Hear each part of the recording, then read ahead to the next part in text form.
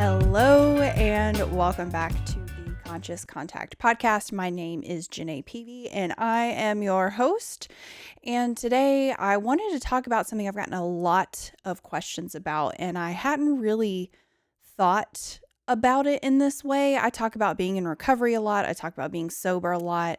I've had on people who are also in recovery or who are also sober, but I've not really talked about my own alcoholism through the lens of someone that doesn't know what that is, through the eyes of someone who maybe isn't an alcoholic or doesn't struggle with it or doesn't understand what I mean when I say alcoholic, all of those things. So I wanted to dive into that a little bit deeper and really kind of explain some of the verbiage that I use and just more about my story of recovery, my personal experience. That leads me into some disclaimers.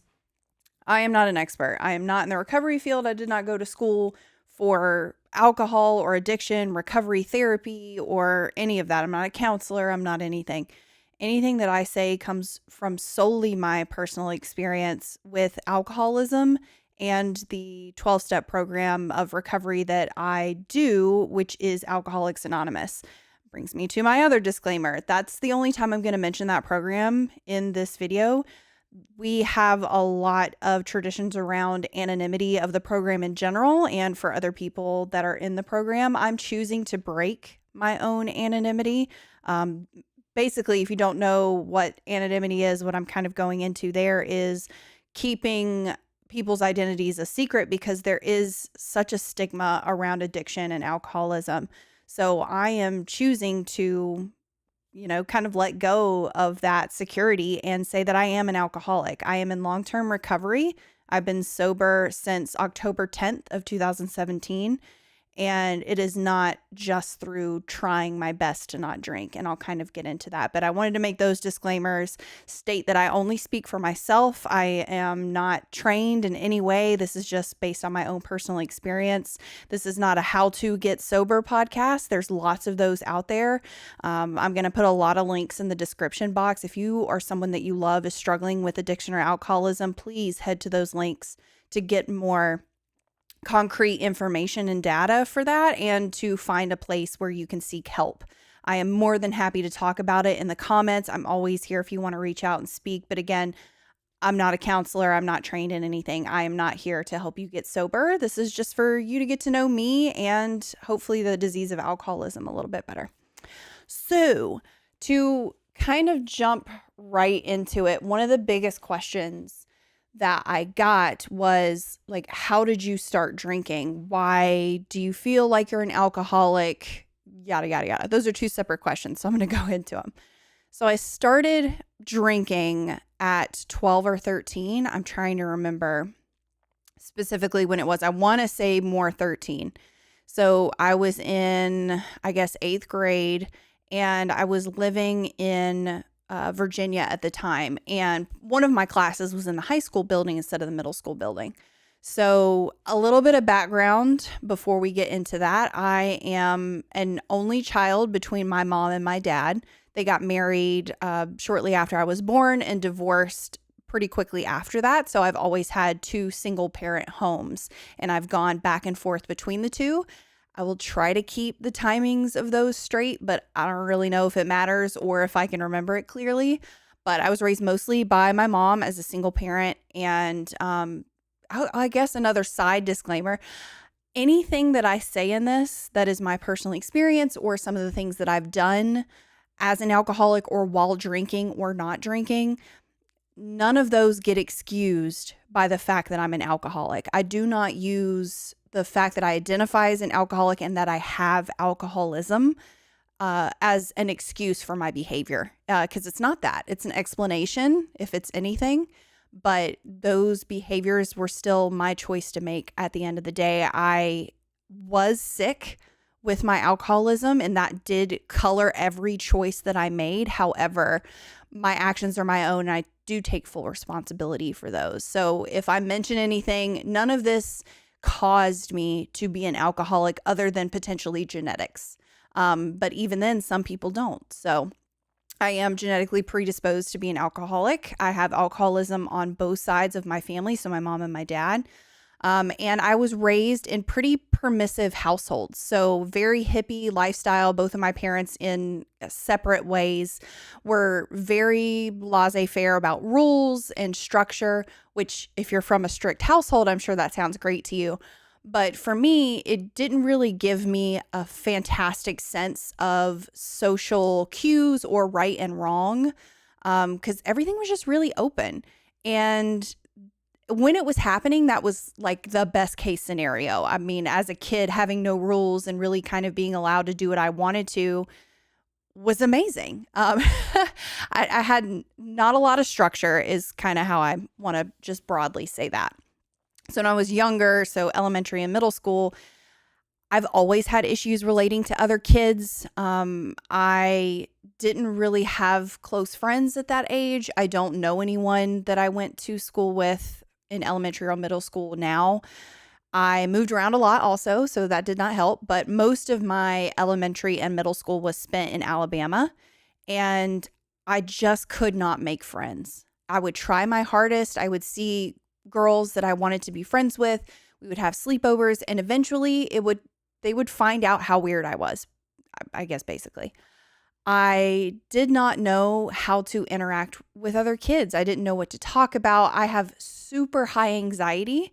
And back then it was unmanaged. Now it is so much better than it was. Again, I'll get into that later, but it was debilitating. I escaped into books. I was a nerd, for a lack of a better word. I was a teacher's pet. I really loved school. I used to remember crying if I didn't get home early enough to go to bed at the time I wanted to, because I was like, oh, I'm not going to get enough sleep. I'm going to do bad in school. That is where I really felt safe. So school was definitely like a safe place for me. I excelled easily at school, and that made me feel good. It got me attention, which was my first addiction. So when I went to school and I would get all A's or the honor roll, or, I was accelerated reader when I was really young, and I got, all the awards you get for that in school. And I'm not unique by any means. There are a ton of people that are like that when they're younger. And there's also a ton of other alcoholics that are like that when they're younger. But I was an overachiever, and school was very easy for me. And that was a place where I felt comfortable. I felt like the teachers understood me. I felt like I knew what was expected of me in that arena. As long as I got all A's, I would get praise. And that's all I wanted. I wanted attention, and I didn't feel like I got enough of that at home. So school was definitely the escape for me.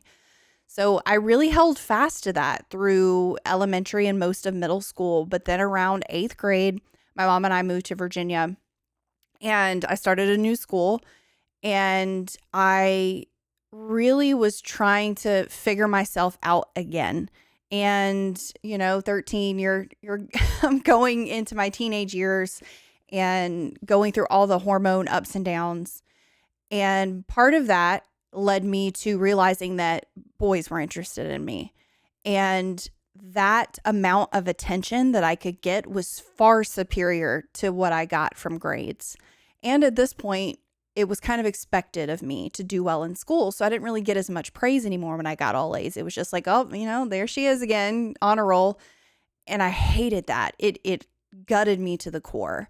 I started to really lean into hanging out with older kids. So in 8th grade, I was in a drama program, which was wonderful, fantastic outlet for my creative energy and for my anxiety.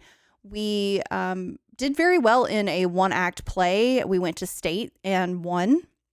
So while we were making that trip to state, I was the only non-high schooler on that trip. I was the only 8th grade student that was in that drama class that was in the play. And I remember the girls, I can't remember if we were all staying in the same room or next to each other or something. They were all, sophomores, juniors, seniors. And they brought out Kahlua, and they were making White Russians.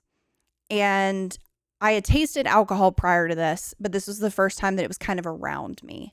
And there was definitely no peer pressure. They did not pressure me to drink it. I wanted to drink it. I realized very early on in my life through seeing other people around me drink and other adults around me drink that alcohol was a way to have a good time. Alcohol was a way to feel better. Alcohol was a way to escape your feelings. And I was like, oh, well, that sounds great. Here I am, a whole new group of people, extremely anxious, staying out of town, in a competition, just all of those things, feeling self-conscious at that age where I just don't know who I am, and compounded by the fact that I didn't really know who I was before that either. And from that moment on, for me, I believe that I've drank alcoholically. What I mean by that in a more deeper definition is I drank to get drunk every time after that. There was no, I'm going to have a few to relax. I chased that feeling of being drunk or blackout drunk for the entirety of my drinking career after that. So I would, from that moment, realize that I had a really high tolerance for alcohol. All the other girls that were drinking the White Russians around me were like either getting sick or saying they needed to go to bed, or they felt really drunk, and I just felt normal. So the more that I drank, their first couple of drinks probably got them drunk, but the first couple of drinks for me made me feel what I thought everyone else felt like on a regular day. For the first time, I felt like a real human. I don't know how to say it other than that. When I was younger, I always felt like I had this hole in my chest. I did really truly think I was missing organs for a lot of elementary and middle school. And I tried to describe that to, some of the adults around me. But as a kid, I could not articulate that to them. But I always felt like I was missing something. There was this hole in my chest, and it either got filled by anxiety and worry, or after that trip, alcohol. Alcohol filled that hole, and I felt warm and comforted and popular and a part of and accepted. And I got attention, and people, I thought, liked me more when I was drunk. So that became a pattern of behavior for me. I got back from that trip, hung out with upperclassmen that had access to drugs and alcohol. I have smoked pot before. That is something that I used as a crutch. I used it frequently, but it was only because for some reason that was easier for me to get than alcohol. So I was a binge drinker from that point on, meaning I could not buy alcohol myself, but whenever it was around or available, or I manipulated someone into getting it for me, I would drink as much as humanly possible. So even when I didn't have alcohol, I thought about it. I wanted it more. So that is kind of the number one reason why I believe that I am an alcoholic, is that craving. When I do not have alcohol, I crave it. I don't anymore, thank God. Absolute miracle. All goes back to the program of recovery that I work. But I thought about it nonstop. I had a mental obsession about alcohol. That's the second piece. I couldn't stop thinking about it. I craved it all the time. And even when I had a drink, I craved more. And it didn't matter if I was on my first drink or my 20th drink, I always wanted more. Nothing would fill it. Even when I was blackout drunk, even when I had just thrown up in the bushes, even when I got kicked out of everywhere, truly, I always wanted more. So going into high school from that point, I very quickly ruined my reputation in Virginia. I used what were skills at that point of manipulating people, lying, cheating, hiding, stealing, and used that to be able to get alcohol from others. And I did not care about other people's feelings. My only thought process was, how am I going to get more alcohol? So during those first 2 years, so like 8th and 9th grade, I was still doing decent in school. Again, it came easy for me. That's the only reason I was doing okay in school. And I lived to drink. I could not wait for it. Anytime anyone mentioned that it was around, I was the one that was going to go to get it. I manipulated men. They were boys and I was a girl at that time, obviously, but we're all adults now. And my pattern of behavior was, I was going to make you think that I cared about you, use you to get what I wanted, and then throw you out with the bathwater. And I repeated that over and over again. And it is not something that I'm proud of. I know now why I was doing it. One, I never got an example of what a healthy relationship between a man and a woman was. So I was just kind of learning on the fly, and that's not a great way to do it. I didn't know how to have true partnership or friendship with anyone. So the women in my life at that point in time, I did not know how to be a true friend to them because all I knew how to do was manipulate. All I knew how to do was lie to make you like me, to get attention, or to get alcohol. And I ruined my reputation in Virginia for all of those above reasons, and getting blackout drunk and being just annoying. I guess is the best case scenario word that I want to use there. But I decided I wanted to go live with my dad. I thought, okay, well, if I move and go to a new school, everything will be different and it'll totally be fine. So I think this was either the end of freshman year or the beginning of sophomore year. Again, I'm not really sure. I don't think it matters. But moved back to Alabama with him and went to school very briefly in Alabama. My dad was a piercer and worked in tattoo studios. So that was the culture that I was around. That is kind of what I aspired to be. Like the people that I saw, the adults in my life at that time, I wanted to be that. And there was drinking and drug use around, not intentionally in front of me for the most part, but I knew that that was a thing. So I got more exposed to that. Again, a very, very open parenting. So I didn't have a lot of rules or consequences for my actions. And that led me to abusing that privilege. And again, very quickly found quote unquote the wrong crowd, which was the exact right crowd for me. Older people, mostly men. And I continued to drink and use drugs during that period of time. Luckily enough, just as soon as I was ruining my reputation there, we got to move to Tennessee.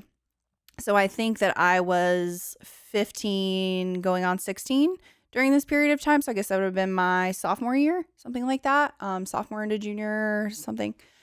And repeated the same pattern there. I found the people that I knew had access to what I wanted and I used them. And this is not to say that there weren't good times during this period. I do have, and this is very few memories where I can tell myself that it was a good time, but at the end of it, I still left all of that feeling extremely empty, lonely, depressed, angry, thinking about the next time I was going to drink, all of that.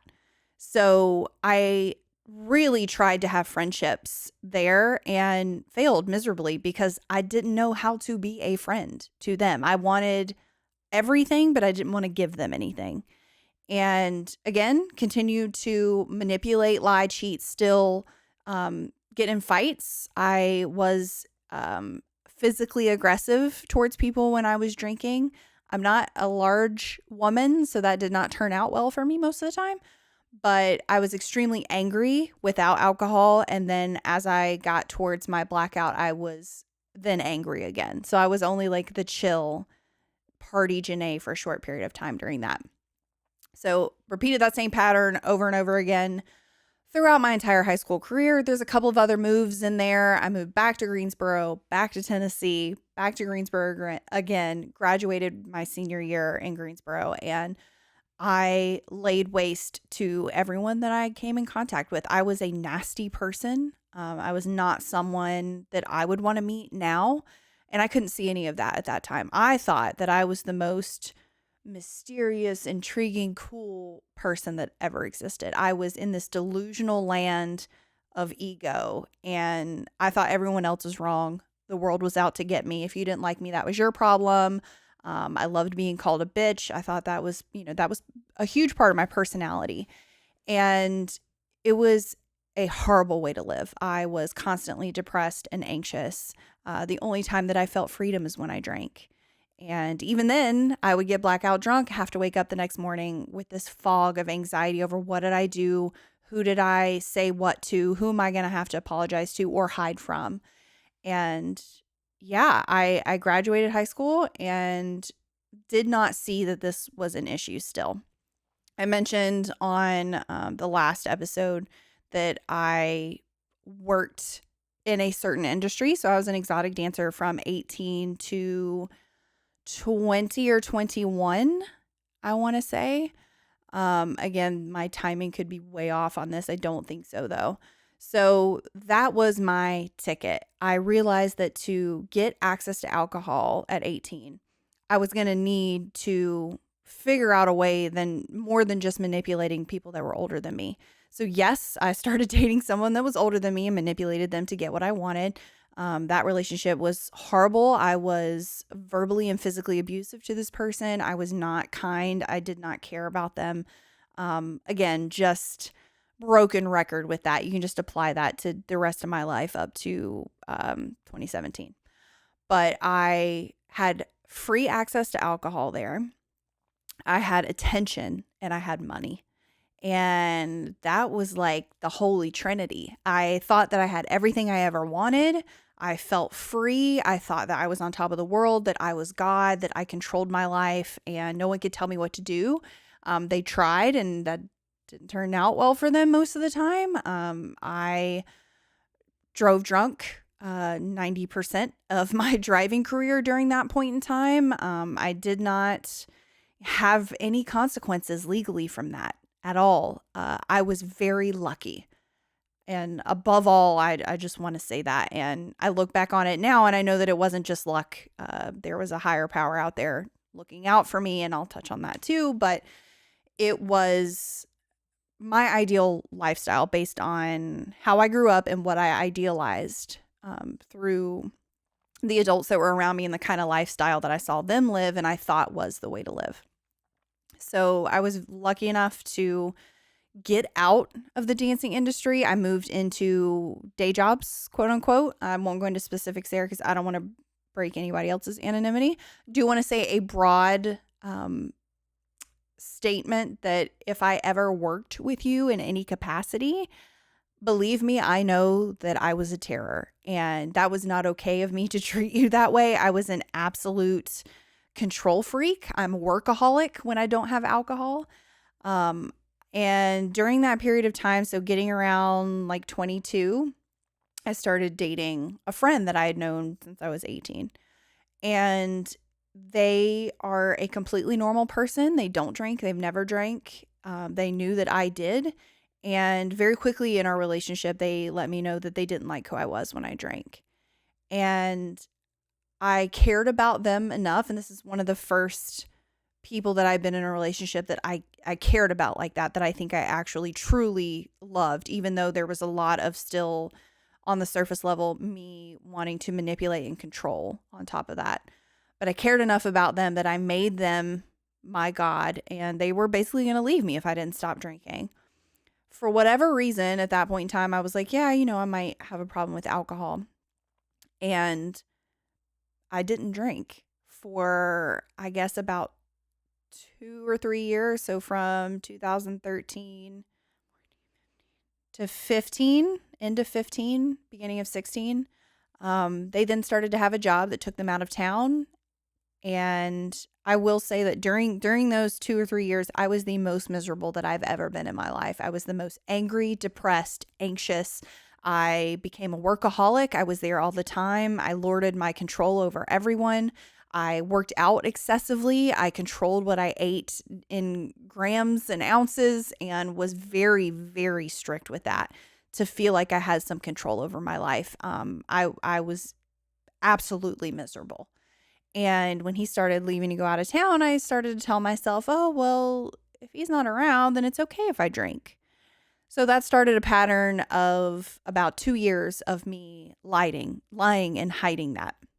So I would drink when he was out of town. I would go visit my mom under the guise that I was going to spend time with her, and I would drink there where she lived. And I started to get back to who I used to be, and I did not care about anyone. All I cared about was me, what I wanted, how much alcohol I could get, when I could get it, and how long I could drink for.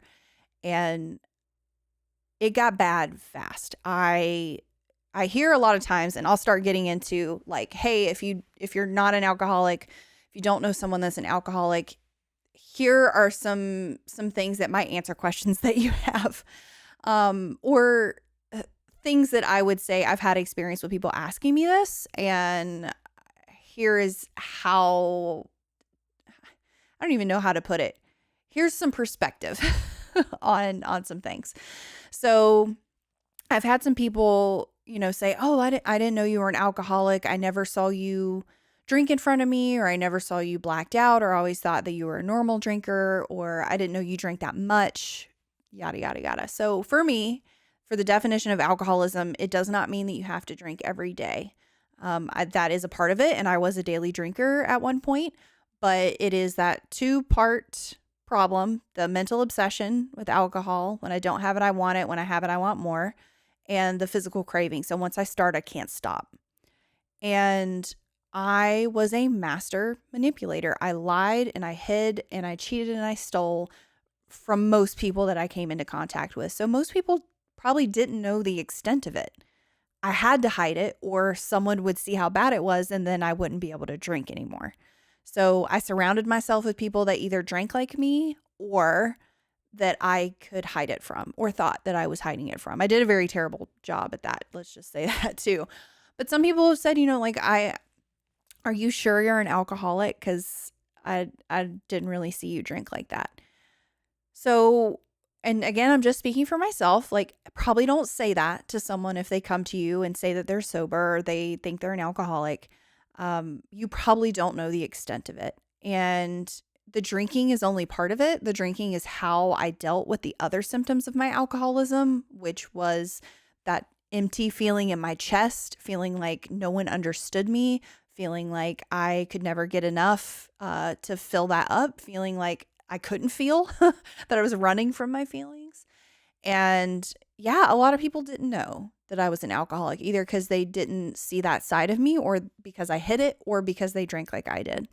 So I have had that experience where a lot of people didn't know. And I guess partially I'm thankful for that, because it is nasty. It's nasty to see. It's nasty for me to look back at it and know that that's how I acted. But I feel really, I feel solace in the fact that I know I'm not that person anymore. And that took a lot of work. It's not just getting rid of the alcohol. So I've got some questions pulled up here. When I quit, initially, I felt terrible. And I didn't just quit. I had lots of consequences. I got found out. The lies were over. I couldn't manipulate anymore. And it was either do something about it or lose the last people in my life that cared about me. So I don't know why the thought popped into my head. I mean, I do. It was God. But I was like, well, maybe I'm an alcoholic. I'm going to look up an AA meeting and go to it. And I did. So when I first stopped drinking, it was horrible. All I had left was the guilt and shame. I was scared I was going to drink again. I didn't know what to do other than drink. That's how I had dealt with my feelings for my entire life. And I was starting to feel things that I had never felt before, childhood trauma stuff, just everyday feelings, and mostly just feeling disgusted with myself for who I'd become. And I had no clue how to deal with that. I was lucky that I had people around me in that program that showed me how to deal with that. And I also started going to therapy. I think therapy is a huge piece of this. I work a 12-step program, but therapy was also essential for me to deal with a lot of that stuff so that my program could work. And I could not recommend it more highly. If you've been on the fence and you don't know, or you don't want to talk to someone about what's happened, just do it. And that's the only advice I'm going to give on this is, if you think you have an issue, or if you've ever thought about therapy, or if you've ever thought about going to a meeting, just do it. It's not going to make you feel worse. You could leave there and it might not be for you, and that's okay. But at least you've investigated that. At least you've taken the time to look at it to see if that's something that is there for you. But I also got the question, like, how hard was it to not drink when you're in like a drinking environment or around family? And again, this is kind of a two-part piece here. So at the beginning, it was very hard because I was terrified that I was going to drink again. For the first time in my life, I didn't want to drink. And I thought about it constantly. And anytime I was around it, I thought about it. And I was like, oh, I know that works. I feel anxious, lonely, angry, tired, whatever. I know that alcohol is going to fix it. And I had to relearn how to deal with life before that started to go away. It did go away quickly, again, because of the program that I was working, but it it really took me a second, and I didn't go to bars. I didn't go to restaurants with bars. I didn't sit at the bar. I had no reason to be there. So I started checking my motives. Like, why do I want to go to this place? Is it because I want to be around alcohol, or is it because I have a good reason to be there? And at the beginning of my sobriety, I had no good reason to be at a bar, period. I still don't really have a good reason to be at a bar unless it's an event with a board that I'm sitting on, or celebrating someone else, and I could go there and be of service. But I don't seek out bars to go hang out at, because what is the saying? If you hang out at a barbershop long enough, you're going to get a haircut. That's how I feel about bars for me. Again, this is just for me. It's my choice for my own life, but it's just not something that I'm really willing to risk. And now, being able to drink around people, it's not a thought to me. Alcohol does not cross my mind. It is an absolute miracle. And it's just not an option for me. It's like, if you're allergic to peanuts, you don't think about eating something with peanuts in it. You go, oh, that's got peanuts in it. And then you move on with your life and you make a different choice. I have gotten to a place where that is how I feel about alcohol. And again, like, it goes back to the work that I did in the program, and the ability for me to see outside of myself and realize that there's something bigger out there than just me. I want to touch on something that this is a choice that I've made for my own life. So if you don't agree with me, that's totally fine. But people have a lot of opinions about this stuff, so I did want to touch on it. I don't drink non-alcoholic beverages because most of them do have 0.0 something percentage of alcohol in it. For me, in my opinion, non-alcoholic drinks are for non-alcoholics. I don't do mocktails. I don't want to risk it. I've had lots of people have stories about ordering a mocktail and the bartender does not get that in translation, and they end up with an alcoholic drink in front of them and they've already taken a sip before they realize it. And from where my life was to now, it's not worth it for me to risk that. It just isn't. I don't eat food that's cooked with alcohol. A lot of people ask, well, it just all cooks off. One, it doesn't. I'll link a research paper that was recently done that proves that it does not cook off and it does stay in your food. But also, even if you're of that mindset, again, that's your choice to make. But for me, it's not worth it. I should be dead. There is no reason why I should be alive based on how I drank, the actions that caused me to have, the actions that I made to try to drink, the amount of situations that I put myself in that I could have had. I could have been killed. I could have killed myself. The depression that I got to, where I definitely could have killed myself. And that thought has crossed my mind. I mean, there were moments in time where I thought that was the easier option. The only thing that saved me was I was too scared to do it. I was too scared to go through with it. And I just kind of sat it out where I drank more. And that's not a great option, but then that's what kept me alive, and I'm very grateful for that today. But no, nothing in this world, not a chicken marsala, not a whiskey aged ice cream, none of that is worth me giving up my life. The life that I have now, the life that I know that I would give up should I drink again.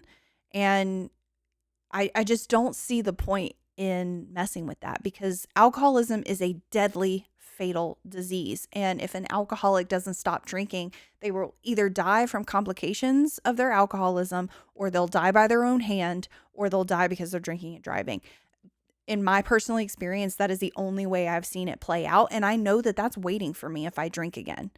So by messing around with non-alcoholic beverages or alcohol and food, I am tempting fate for me, for my life. That is tempting fate for me. And if I want to fuck around and find out, I can go ahead and try that. And I may be okay, but I may not be. And again, my life is just too fucking good for me to risk that. And that's why I made the choices that I make.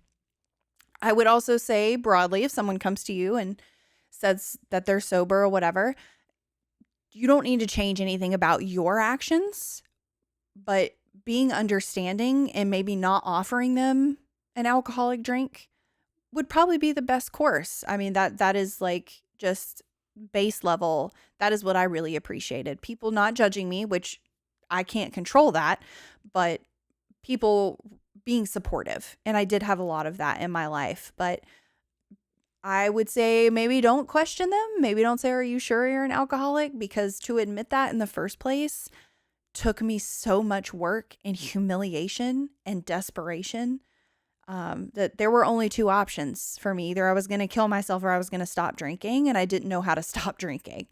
And going into a 12-step program and admitting that I was an alcoholic is what got me to that point. It is what saved my life and continues to save my life on a daily basis.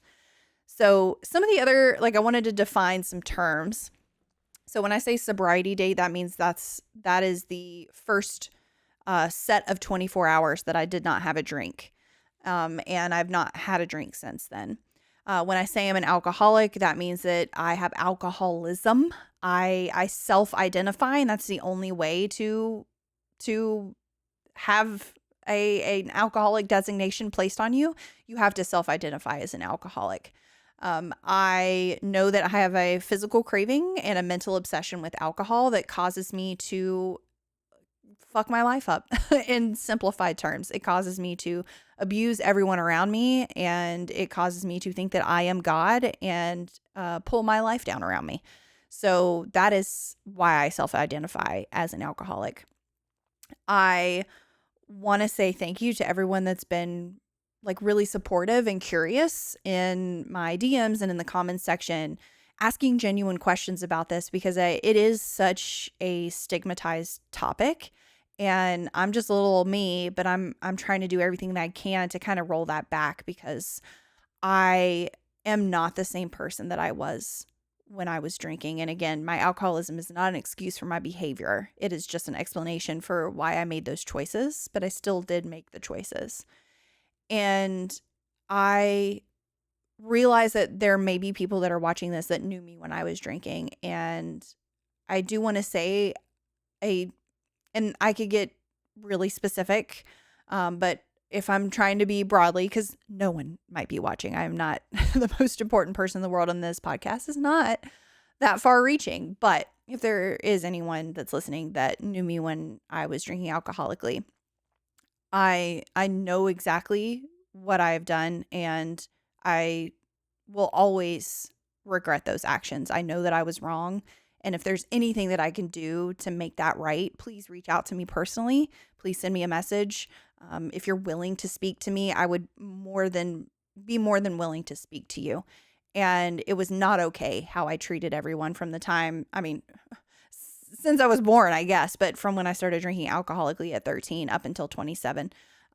I probably lied to you. I probably stole from you. I probably manipulated you, and that was extremely wrong of me. And I promise that I am doing everything that I can each day to make sure that I do not treat another person that way, and that I try to right any wrongs that I make going forward. But always, please feel free to reach out to me if you want to or are willing to have that conversation with me. So I love the fact that everyone is really interested in recovery, even if that's not something that's touched their life. Because it is a thing that doesn't get talked about, because there is so much shame and guilt associated with that, and judgment from other people. And I am fully aware that I am putting myself on the internet as an open book to be judged. And that's okay. Because again, this is the choice that I've made for my life, and I self-identify as an alcoholic, and that doesn't hold any shame for me, because it's the thing that gave me the life that I have now. It's the thing that gave me my freedom back. It's the thing that gave me the opportunity to be a better person and continue to be a better person. And there might be some people that judge me for the actions that I made in the past when I was drinking, and valid. I judge myself. Believe me, I completely understand how much of a shit show that I was. And that's okay if people still judge me, because I know that I'm not that person anymore. I know that I'm doing everything that I can to never be that person again.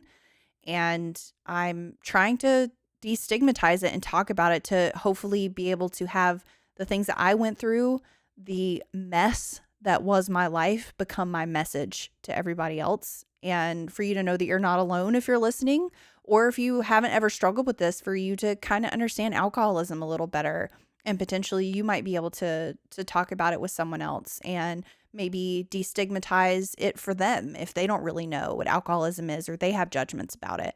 Because I'm just me. I'm just a normal person. I am not special. I am not the worst alcoholic. I am not the best alcoholic. I just am. I just am an alcoholic. I'm a plain old run of the mill alcoholic. And I have the ability now, with the help of a program and a higher power that I choose to call God, I have the ability to not be that person anymore. I have the ability to not drink. I have the ability to deal with life as it comes at me. I have the ability to feel my feelings, to be a productive member of society, to be a true partner and a friend to people. And sorry, that is just the biggest gift that I've ever received. And it had nothing to do with me. I'm not the one that humbled myself enough to get me sober. I'm not the one that keeps me sober. It's not about willpower. Alcoholism has nothing to do with that. It doesn't, it's not a failing of mine that I didn't try hard enough. That's not how alcoholism works. It just is. And for me, in my experience, there's nothing that I could have done to stop drinking without the intervention of consequences, a program, and therapy. And I truly am so grateful every minute of every day that I am not that person anymore, and I don't live that life, and that I'm not harming other people with my actions and my words for the most part. I'm still human, lest you think that I have perfected this thing. Absolutely not. It is a daily progress thing. I mean, it's practice, not perfection, and I'm never going to be like a perfect human or anything like that, but I'm not burning my life down anymore, which is a massive improvement on what I used to do. So thank you so much for reaching out and asking these questions and being curious and kind of sparking my idea to make this video. I hope that you learned a little bit more about me, about alcoholism, about the fact that people can recover from alcoholism. And just because someone was one way in the past doesn't mean that that's how they're going to be forever. There is the possibility for change. It does require effort, but it is there. It's available for you. Again, I'm going to put lots of links in the description for recovery services, or for you to get more information for you or for someone that you love if they're struggling with that. But yeah, I'm just grateful for this opportunity to talk about it, and grateful that everyone is still stuck around and is curious. And that's kind of the whole point of this podcast. Stay curious, be able to have real conversations about some really deep stuff that I feel like doesn't get talked about enough. So that's what I hope every episode is. And I'll see you in the next one.